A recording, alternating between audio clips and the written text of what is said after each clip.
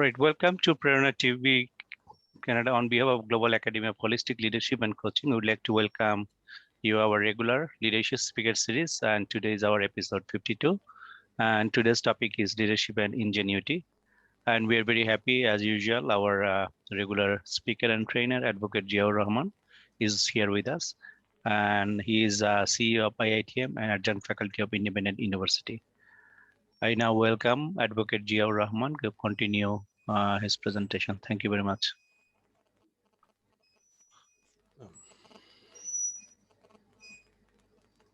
Thank you very much, Edward Povir Mondal. Hope you can see the screen. Yes, go ahead. All right. I wanted to bring it to full screen. Okay, good.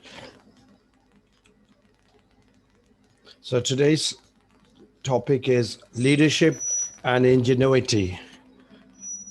So today's our 52nd session, and we have been speaking on leadership and issues of leadership. And today I have actually brought two issues together. The first one is leadership, which we have discussed in detail over the last 1 year. And today I'm combining ingenuity with it. So we will go into the issue of ingenuity right after we talk about leadership and then move on. So moving forward.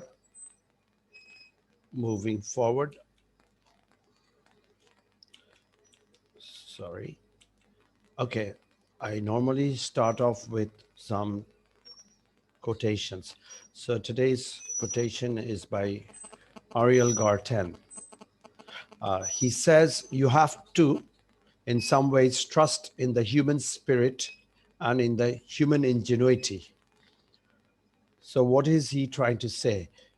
First and foremost, in the word ingenuity, let's talk about it a little. Ingenuity is having the capacity to creatively do something, to have a clear approach to something. That is ingenuity or ingenuous. So somebody having a smart or innovative or creative approach to doing things is an ingenious person. So as a professional, as a leader, things are moving in a very quick pace in this world, and the ways and means of how you used to lead previously have also changed.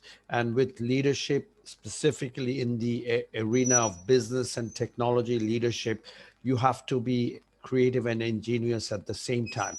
When we talk about ingenuity, we're talking about ingenuity in your knowledge space, ingenuity in your behavioral space, ingenuity in your creativity space, your ability to connect with new things and develop new strategies for your organization. So your total persona is connected with some form of ingenuity.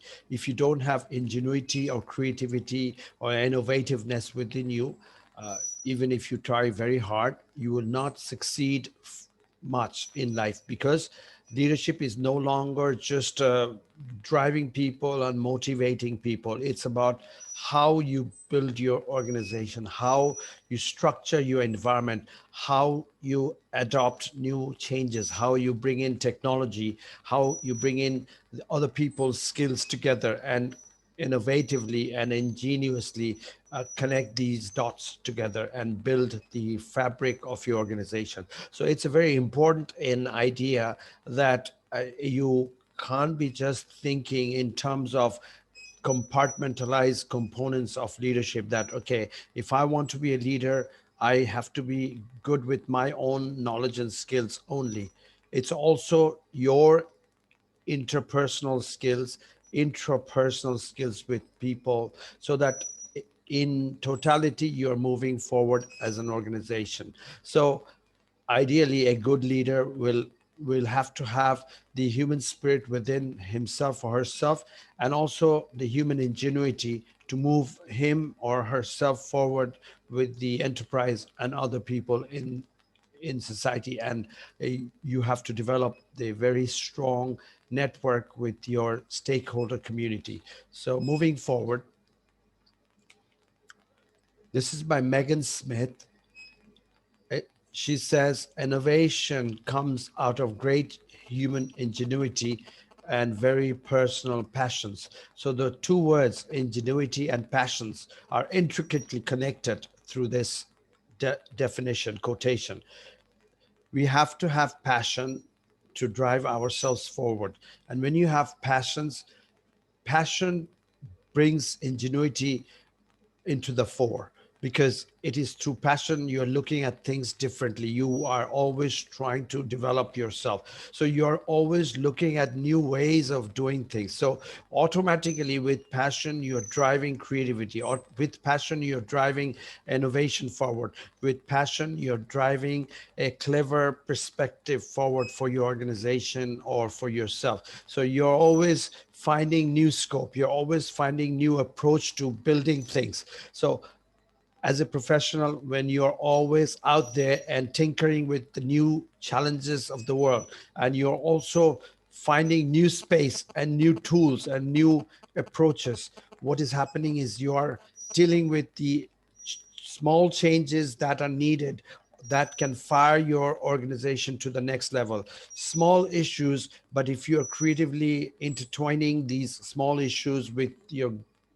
larger context of how you run your operation, then something magical can come about. So it's all about blending the magic of passion and the creativity space within your organization. The innovation on the ground that is taking place at a global level, if you can harness those energy and bring those energy into your organization through passion, then what you get is a really good outcome. And that outcome is turns into productivity, that outcome turns into higher efficiency, and that outcome leads your enterprise to the next level. You become the organization which is thinking beyond the present, which becomes an organization which is thinking in terms of the future, and you are trying to grapple with the future. And when you are good with grappling with the future,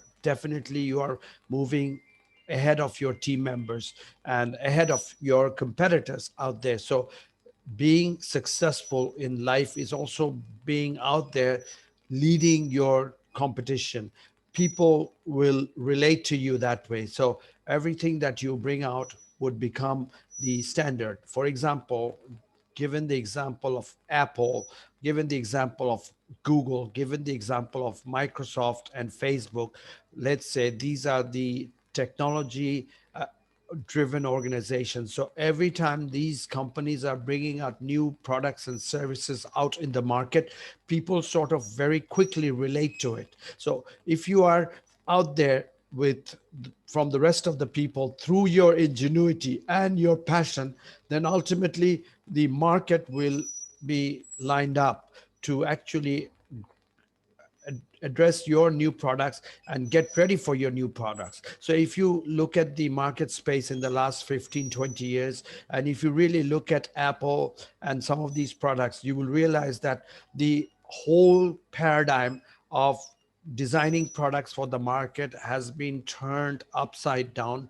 by companies like Apple. What they have done is they have created the market. They have built the future that they feel is needed for the market, and people have actually uh, you know picked up themselves by thinking that yes, what Apple is suggesting us is the future, and let me buy into the Apple's technology, let me buy into Apple's service. So they have sort of given their total commitment and support to Apple Enterprise. So this is how you can develop your organization. And as a leader, if you have these tremendous qualities of ingenuity coupled with passion, then you are the source of inspiration. You are the driving energy that others would like to emulate. So everything that you would be doing out into the market, out in terms of your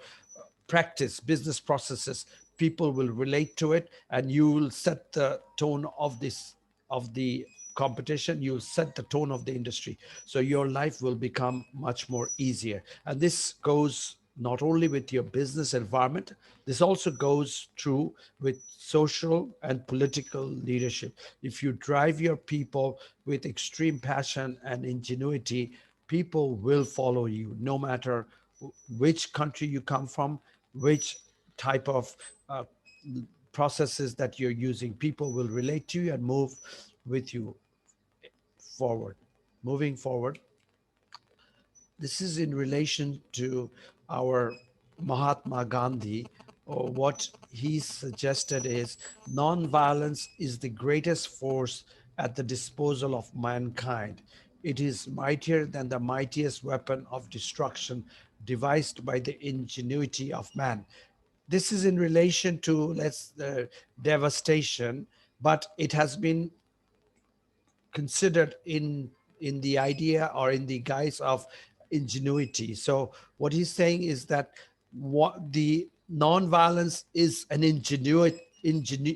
a term of ingenuity, and that this is the most ingenious term that a human being has, including the weapons of mass destruction, and it is beyond that.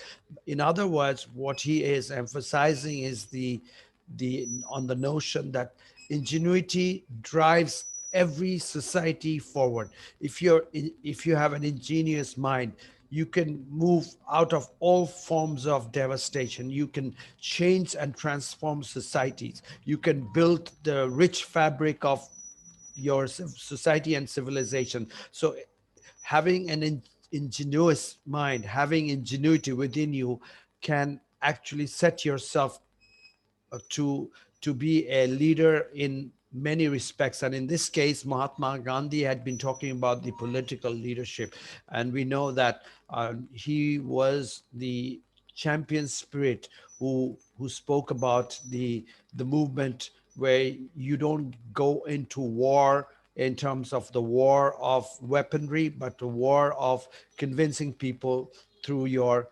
championing spirit of change and passion, addressing the issues of the world. So, if you are a great human being and you have ingenuity at your disposal, then you can change things, you can transform things. So, if you're a social leader, if you're a community leader, or if you are a business leader, this element of ingenuity can set yourself apart from the rest of the gang.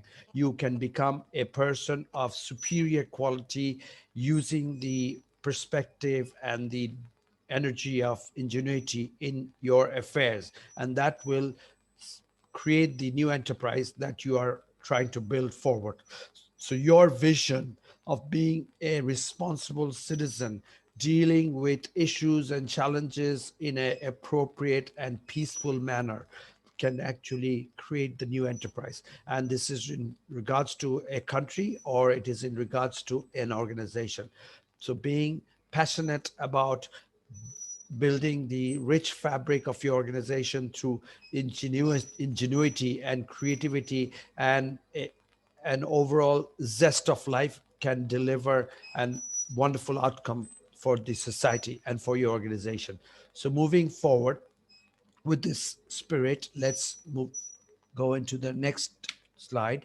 I normally have a slide on leadership, and this is my perspective of leadership. Leadership is about creative and ingenious approach to guide people to maximize their output level. It's all about optimizing and maximizing people's output. So if you have a ingenious and creative approach, you will be building a better organization because you are working with the spirit of the community. You are energizing the persons around you to deliver more. So how you're doing it? By incentivizing these people, by motivating these people, by guiding these people, while ensuring that your own internal creativity and innovativeness is pronounced. That means whatever capacity and skills that you have, you want to make those come out in the perspective of your organization and in the activity levels of your organization. So you're promoting change, you're promoting creativity, you're promoting new output from your team members, from your organization. So ultimately, something remarkable will culminate from this, from the zeal for change. So the spirit is to move ahead with new ideas, new issues, and new thought processes and new business processes. So if you are constantly pushing your team to be innovative and try to out innovate others, that will ultimately create a culture of change within the organization. Moving forward, driving leadership and ingenuity. Uh, you as a leader, you have to be looking out for the change on a daily basis. That means you have to drive this perspective of ingenuity into your leadership team and into yourself on a daily basis. So what are the tools that needs to be there for you to actually be successful in this domain? Number one is courage and ingenuity. They're connected. If you don't have the courage for change, if you don't have the courage to create a new momentum, if you don't have the courage to say to your team member that let's do something different this year, or let's do something different in terms of a new product or new service, then you are not building the rich fabric of your organization.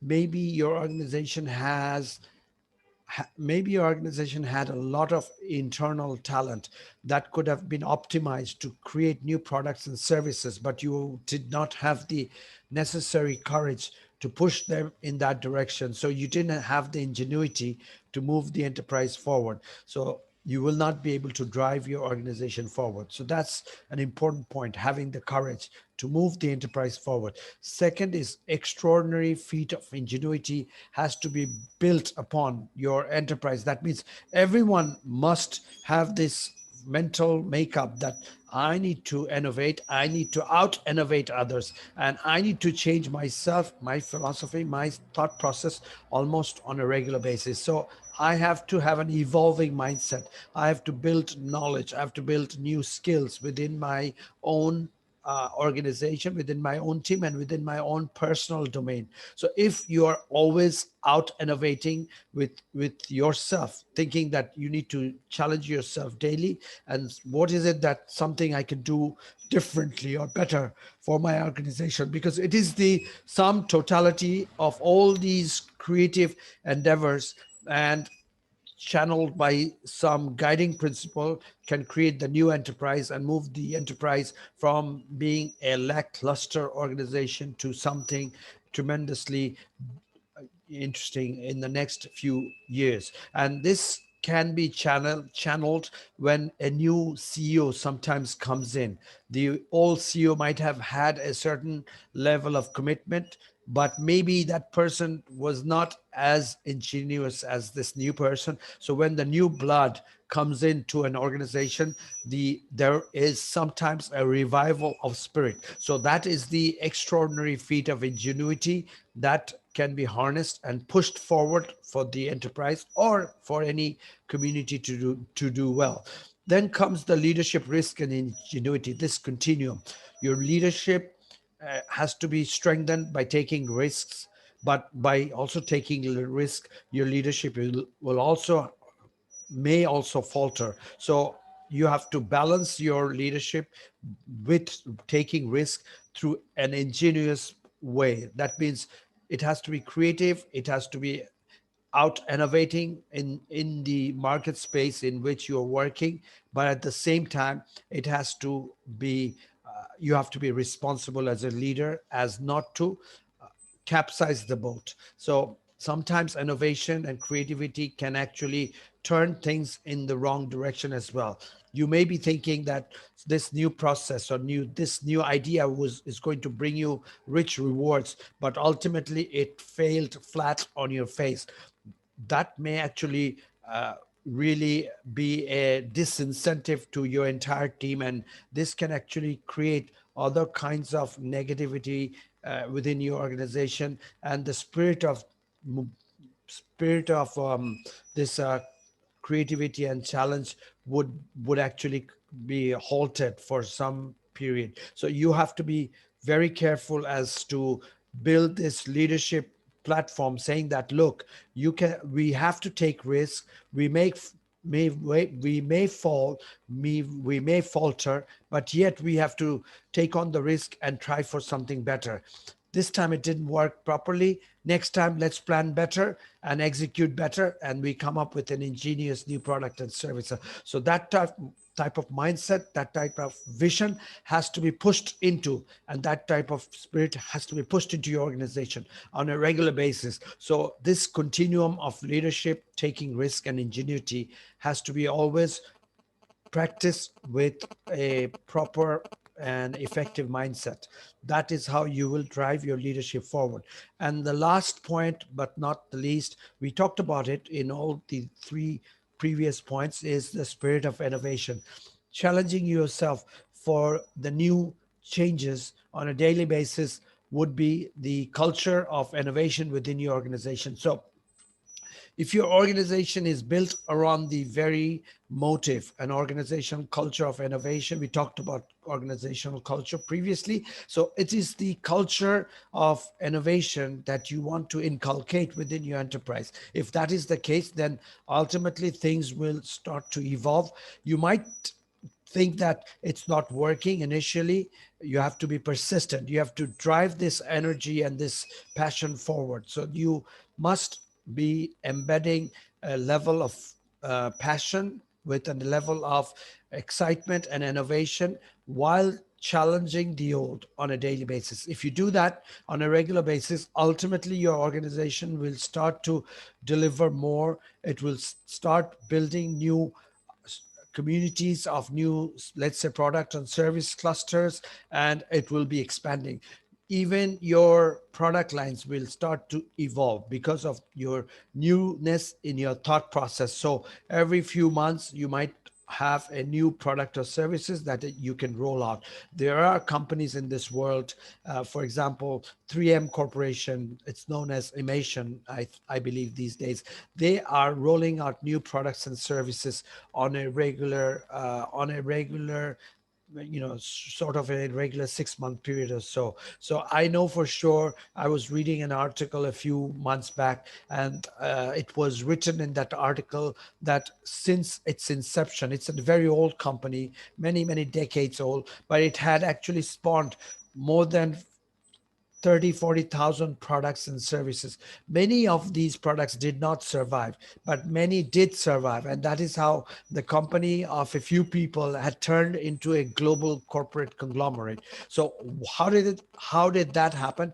It is through the spirit of change and innovation and having ingenuity within your enterprise. So I would like to emphasize for all of you who are listening into the presentation is you need to start thinking of ingenuity within your frame of work, within the ways and means that you do things, no matter which type of engagement you are in. If you're into community service, find better ways to do your community service. If you're in business, you need to build new thought processes, new technology.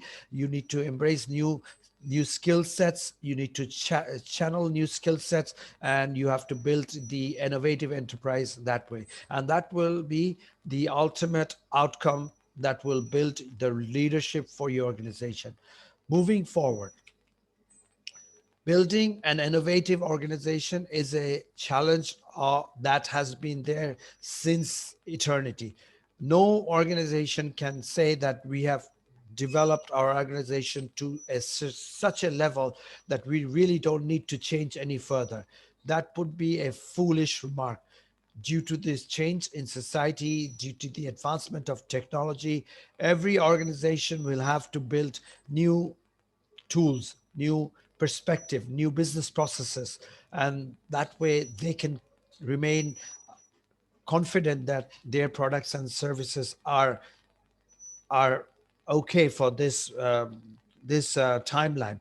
Whatever you had maybe in 2000 is could have been a fantastic product for 2000 or maybe 2005, but assuming right now, as we know, we are in 2021, is that product dominant? Is that product relevant? Does that product offer the values and benefits to the consumers in the year 2021? Probably not. There are only a few companies which continue to have its products which they had innovated or they had developed many years back, that keeps continuing on. There are some products, but in reality, it becomes very difficult to pursue your business growth without changing any uh, elements of your existing products and services. So it's all about building the new tool, building the new technology within your products and services so that it captures the imagination of the market, and you ultimately sell and continue to sell your products and services. So every few years or every few months, you're coming up with a new version of your product, or you're building the new space for a totally new product and services. So that's how you continue to innovate and maybe phase out your old products ultimately, because you're in the process of rolling out new products and services, and that is creating the revenue base that is needed to move forward. So this is a challenge as a leader, as a CEO, on a daily basis. What should be your focus within your stakeholder community at present? Are you relevant with your products and services? If not, what type of R&D support you have within your enterprise? Do you have the right people to manage these new changes, or do you need to change certain things within your enterprise? Do you need to tinker with your enterprise at a smaller level, or you really need to do a massive transition? Those are the issues. So these are connected with taking risks. So these are huge issues of taking risks. How demanding is your enterprise? How demanding is the market? If the market is highly demanding, you have to promote risk on a regular basis. If the market is average, in the sense that they are not too they don't change on a regular basis certain products. For example, if you're a grocery store, maybe you are bringing in technology and online applications to sell through online applications, but the products and services would probably be the same that you had 10 years back. Of course, some new products you will introduce, but assume you still would need your vegetable section. Assume you still need your rice and lentil section. Assuming you will need your, the soup section. Those will probably not go away, your noodles and soup section. But the processes through which you will run your operation will have to be innovative. And that is where you will be promoting change through risk. Every time a new change takes place, it brings in a new set of risks, because people get used to your old ways. And every time you change certain things, this creates a little bit of frustration within the people, and people have to get used to the new ways of doing things at your enterprise. So that's an important issue. And if you notice that there has been a lot of studies. For example, if you change your location, or if you change your overall structure, get up of your organization, specifically if it's a let's say it's a large departmental store, your sales will fall for the first few months, because people will have a little bit of difficulty to find things around. Of course, technology space will be very helpful for you to actually find what you're needed and what you're needing. But assuming you don't have that real knowledgeable perspective of using technology once you're in the department store, you might be running short of time, and you may not be quickly be able to find the product that you wanted. So you leave the store without buying all the 20 items that you came in to buy. Because of time, because of you not knowing where the new product is now located, due to the change in the overall structure of the department store, you might buy less. So this is an example. So on a regular basis, these new changes brings in risks, but you have to promote risk in order to sustain and in order to be competitive. Then the other issue of being an innovative organization, you have to value the culture of change. If you speak of change as being an integral component within your enterprise, then people will listen to you and feel confident to bring in new change within the enterprise. But if you are playing down on change, then the organizational culture would be risk averse, and most people will not be interested in change, and that will ultimately be not very good for your organization. The next point is valuing talent. Talent creates the next enterprise. Every single organization that are growing in this world is based on talent. If you have an enterprise having high quality talented people, and if you give the rich environment to work with the proper R&D support, then the enterprise actually moves much faster than an enterprise which do not have an aggregation of quality human resource. So talent through quality human resource becomes a extremely powerful tool for building an innovative organization. And the other point, how can you value talent unless you bring in the opportunity for R&D? If you don't have any R&D facility per se to the level that is needed, then the talent will be bored. Our human resource team will not feel challenged. If you don't let your team to be challenged, they will feel bored and you will have job attrition. There will be job turnover. So you really don't want to do that, because finding the right person takes a lot of financial support for the enterprise. You may not think it needs that much time, but finding the right person and then bringing him or her to fire out with his or her optimum efficiency might take a few months. And if you don't have the supportive environment through the new logic of new development, new ideas that are popping out, these people will be bored and they will move out. So you spend a lot of time bringing good people in, and you again spend a reasonable time not allowing them to work properly, and then they get frustrated and they leave your enterprise. So what happens is you actually lose out. So you don't want to do any of that. So spending on R&D and development would be very important. So many organizations might think that as a leader you might be dealing with service-based organization, so technology driven R&D may not be your cup of tea. But what you can do is build the enterprise with the passion of change, and you are constantly developing your management processes, your application processes, maybe your backend integration and MIS systems. Those would be your customer focus, change and transformation, and you can call them your uh, R&D for your process development within the enterprise. So if you are having these four components within your enterprise, then you're innovating your enterprise, and that will build your enterprise to the next level. Moving forward, innovation and integrity and ethical dilemmas. We talked about ethical dilemmas in our last session. So I'll just give you the definition of dilemma one more time. A dilemma is a problem offering two possibilities, neither of which is unambiguously acceptable or preferable. So basically, you have two roads to go.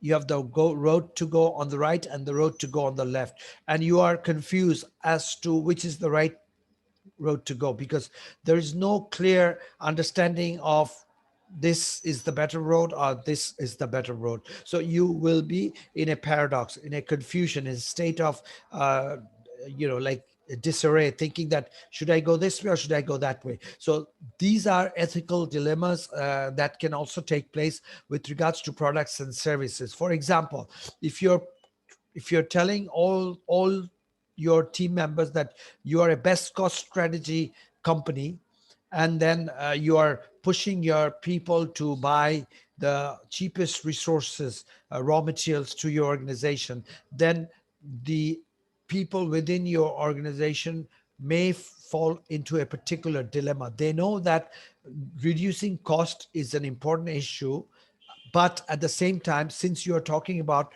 the company being a best cost solution provider, that means it has reasonable quality product line and services. So the raw materials itself would have to be of reasonable quality, or the issues that are important in rolling out your particular business must be reasonably planned. So you are not doing this at an appropriate level. So there would be an ethical dilemma amongst your team members. So you don't want to be in an ethical dilemma. When you are in an ethical dilemma, innovation stagnates, the integrity within your enterprise also falls. So what is integrity is also an important issue. Integrity is your personal personal belief system in doing what is the right thing to do. So somebody must be having an integrity in telling people that our product is up to this level of standard. So if you're selling something which is not there in your product, and you're hoping that people will not really explore point to point on these features, and then you can actually sell somebody with a product which may not have that particular feature, may have a slightly different feature, but you sort of had a quick way of convincing that person that no, we have the other feature within the enterprise, within the product line. So you are actually lowering your integrity level as a good sales or business professional. So you will be in a dilemma, an ethical dilemma ultimately. This might not be the exact example of a good dilemma, but what I'm trying to say is that when you have an enterprise, and if you are not innovating while you're telling your people to innovate and deliver better results and better output for your organization, then ultimately you're forcing them to think differently, in the sense that you are pushing them to innovate, but you don't have that organizational mindset to allow these people to go out and innovate. So they will be in a confusion, a state of paradox, and ultimately it will blow inwardly. Your organization may implode inwardly, and things will go into disarray, and the internal passion, energy, and the whole excitement of working and delivering a better tomorrow, a better tomorrow will not be there. People will get frustrated. So what are the questions that you should be asking on a regular basis in order for your organization to be an organization which is innovative, which is driven by integrity, and which is beyond the ethical dilemmas? First question to ask: will it add value to society? So whatever product or service that you're building, or whatever thought processes, or whatever philosophy you're suggesting to your community, will it add value to society? Will it bring some kind of benefit or reward to the society? That is something that you have to be paying attention to. If it does, by all means go ahead and create this product. By all means promote this product and services. By all means promote this philosophy into the market space, into the society. The second question is, are we promoting a fair product or service? It sits squarely on the previous question. Is my product right for the society? Is it the right product for the right problems that are to be addressed in society? Do you have a better, let's say you are suggesting that you have an excellent air conditioner due to these features that other air conditioning service company or other air conditioner manufacturer do not have. So are you promoting a fair product? In other words, are you telling the truth, or is it that you're just miscuing the truth by jazzy, jazzy presentation without really having the true perspective built into your product or services? People might get excited by your flamboyant presentation, but in reality, the product or service does not have what you're trying to feature. So is it fair to do so? So that is something that you have to pay attention to. Have we been fair in the journey of innovation? If you're talking about being an innovative organization, having an innovative team, and hiring the top talent. If you're promoting all of that and having a good R&D facility, you're promoting people, and a lot of people have sort of somehow managed to believe in you so far. But are you really in that particular journey of innovation? Do you truly believe in the culture of innovation? These are the questions that you have to ask on a regular basis in order to be an organization which is setting itself to to a higher plateau, to the next level of organizational growth and brand value. So innovation, integrity, and having a product which is beyond any form of ethical dilemma will actually create the next enterprise with high brand value. And this is what we have to be focusing on in today's market space. We talk about high brand value for organizations. So we had actually discussed in detail of certain elements of brand value and leadership. So we're not going to go into those issues today, but let's move on. And last slide probably is on driving innovation mindset. As we had been talking about, uh, as a culture, we have to be building our perspective based on new changes that we need to incorporate in the enterprise. So you have to be always building a futuristic vision. You have to innovate your products and services through having great vision, which is beyond the present 5 or 10 year period. You should shoot for an organization of where the organization should be going in, say, 10 year period or more. For example, Tesla is a car company. It's a SpaceX company. They are innovating and out innovating how we need to think of the future, and it is because of their enormous talent and innovative team that they are actually transforming the way people need to think. People didn't think of any of these products and services that they are bringing out into the market, just like Apple is doing. So being futuristic in your vision will drive your innovation forward. Invest in talent. We talked about, spend a huge amount of effort in finding the right talent and building them for the next level of enterprise. Influence, risk taking. How can you invest in talent? How can you get people to do things differently without taking risks? So taking risks becomes absolutely integral in your innovation mindset. Championing a spirit of change. Without change, without pushing change, change we want, change it is that is needed. If you don't have that culture within your enterprise, then things are going to stagnate, things are not going to work properly. And no matter how talented you are, if you are scared to change, then ultimately it is change that will change you. That means you will be pushed down in the ladder from being a reasonable quality organization to something of the past. That means you had your heyday and no longer you're the one of the leading organizations in this field. So championing the spirit of change is essential for you to be uh, positioning yourself with the top tier organizations in your market space.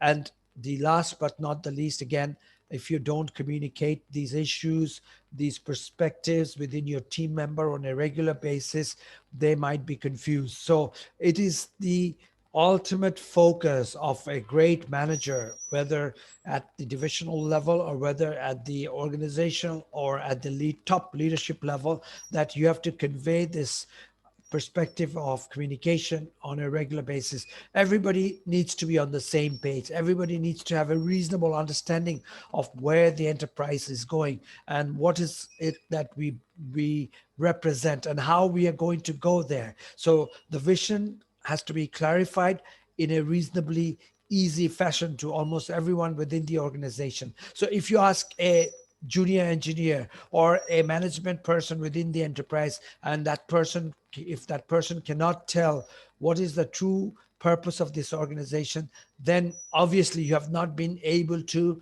effect this proper communication process. So this is something that you have to be building within your enterprise. So you have to go there today or tomorrow within your enterprises and start thinking that, am I being able to make the change take place within the organization through a proper communication channel and proper communication process? If not, what is it that I need to do, or what is it that my departments need to do in order to energize the team members so that the change is understood and properly communicated within the enterprise? If you can do that, then you have a potential for a better enterprise. So I would suggest people around the world, you should spend some time in brainstorming and looking at the global knowledge base and global thought processes that are out there, and also bring in the external community to come in and do some kind of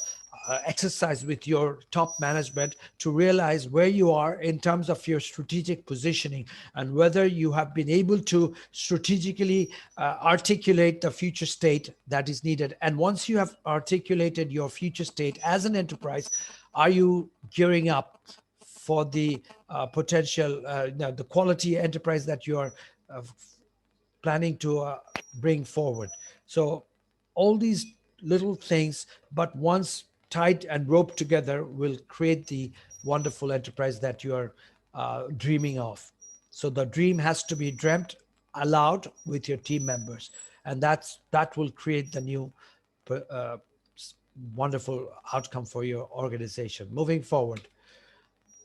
I end with $1 million question, and today's $1 million question is: what percentage of resources should be deployed for innovative planning, assuming we call it R&D, vis-a-vis budgets for current products and services? So sort of, I'm trying to find out what percentage of your time and effort and money should be pushed towards new products and new services, and what percentage should be driven to energize your present products and services.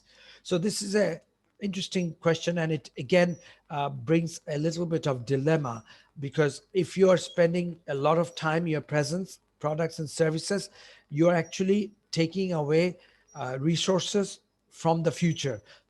So your future might be slightly or greatly affected, because your passion is for the present and you're driving revenue forward, whereas maybe another organization is not truly spending a lot of time in the idea of the present, but they're spending a lot of effort in designing the future state. For example, if you consider enterprises like Square pharmaceutical industry in Bangladesh versus, let's say, biopharma in Bangladesh. Biopharma is a much more newer company in Bangladesh, but they had been investing heavily in this new space of genetics and bioinformatics and high tech in that particular space. So they had invested a lot more money on R&D than, let's say, Square, because Square spent a lot of money in innovating products or creating products which are the generic type of products. But Biopharma is another company in Bangladesh which had actually spent a lot of effort in creating the new types of products, the new fourth and fifth generation type of products that are needed for the world. And for example, due to their immense commitment for the new generation products, Biopharma is creating certain new anti-cancer products, and as far as I know, they're also creating some kind of products for the corona vaccine and etc. So, and whereas the companies like Square and Beximco, they are also innovating, of course, but at what level? That has to be understood in the grand scheme of innovation. So if you're spending time and effort in tinkering with your current product and building the current product to become a slightly better, that's one approach to running your business affairs. But if you're spending a lot of time not on the present products per se, but you're building on the future of the company by spending time and energy and lots of money on the new products, where you're actually gambling a little bit at the same time. But if the product kicks in, then you will be a huge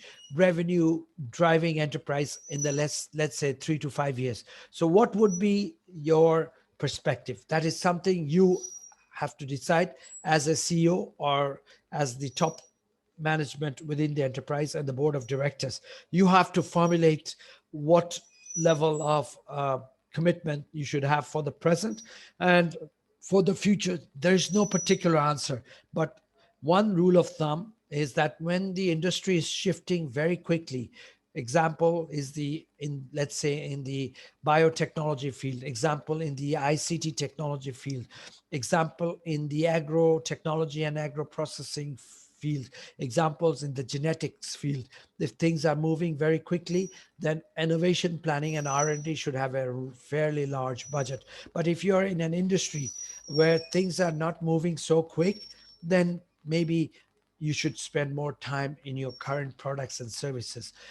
Given today's global perspective, I would say a certain percentage, a reasonably good percentage of your budget should be on innovation and R&D. And I was reading an article that in the last 10, 15 years, Japan had been investing in R&D, but China was investing more because of its grand size. United States in the 80s and early 90s were the leading innovator in the world, holding number one position. Now United States has slipped to number four position, and China was probably in the list, not in the list of top five in the first in the early 80s, and then it got into the top five list in the 90s probably, and now it's number one. And one of the reasons that it has turned itself number one is because they had invested heavily on R&D, research and development. So this kind of gives you the perspective for a country as well, and also for an organization. And if you start thinking of the great organizations that have evolved in the last 15, 20 years, you will see that these are the companies which have out innovated others through their specific innovation program, specific high-end talent acquisition, talent management program, and really world-class organizational environment for them to really work at the most optimum environment and optimum output. So with that question, with that answer, I would like to go back to Edward Probir Mondal. Thank you very much, Edward, for today's session. I am Advocate Ziaur Rahman, CEO of IITM, presenting from Dhaka, Bangladesh. Thank you very much.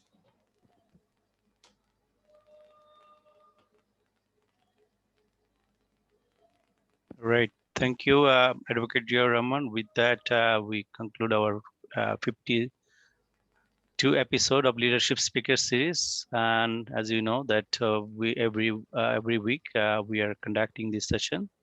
So we welcome you to attend our sessions in next week. So as we are conducting these sessions every Wednesday at Mountain Standard Time at 9 p.m. and Eastern Standard Time at 11 p.m. and Bangladesh Standard Time at Thursday morning at 9 a.m. and Indian Standard Time at 8:30 a.m. on Thursday morning. With that, thank you very much. Stay safe and stay blessed.